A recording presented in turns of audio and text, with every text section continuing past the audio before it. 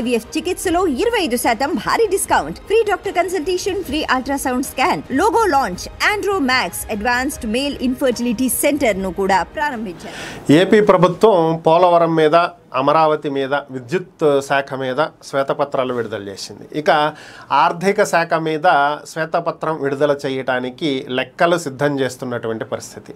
So ఈరోజు సూచనప్రాయంగా ఆంధ్రప్రదేశ్ పూర్తి అప్పు 14 లక్షల కోట్ల రూపాయలు ఉందని, ఇంకా ఇవి గాక కాంట్రాక్టర్లకు చెల్లించాల్సినటువంటి అమౌంట్ ఎంత ఉంది అనేది లెక్కలు చూస్తున్నామని, పూర్తిగా ఆర్థిక శాఖ గురించి ఒక కంక్లూజన్కి వచ్చిన తర్వాత శ్వేతపత్రం విడుదల చేస్తామని చెప్పి చంద్రబాబు తెలియజేయటం జరిగింది. సో ఇక్కడ వరకు బాగానే ఉంది అంతా.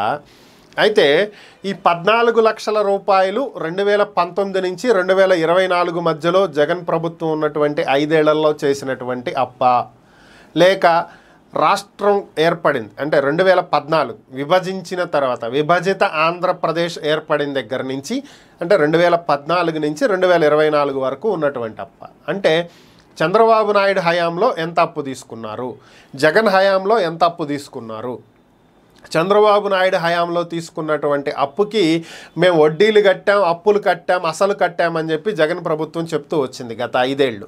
సో అప్పుడు తీసుకున్నటువంటి అప్పులో ఇప్పుడు ఎంతవరకు చెల్లించడం జరిగింది, అది చెల్లించడానికి కొత్తగా ఎంత అప్పు తీసుకొచ్చారు, ఇది కూడా క్లారిటీ రావాలి కదా. సో ఇవన్నీ వస్తే ఈ 14 లక్షల కోట్లలో చంద్రబాబు వాటా ఎంత, జగన్ వాటా ఎంత, అంటే వీళ్ళు పంచుకున్నారని కాదు, వాటా అంటే ఇక్కడ ఎవరు ఎంత అప్పులు తీసుకొచ్చారు, ఎవరి హయాంలో ఎంత అప్పులు చేశారు, అందులో ఎంత తిరిగి కట్టారు, ఎన్నాళ్ళకి ఈ రాష్ట్రాన్ని తాకట్టు పెట్టారు, అంతే కదా. అప్పు తీసుకొస్తున్నామంటే వాళ్ళకి ఏదో ఒక షూరిటీ ఇవ్వాలి.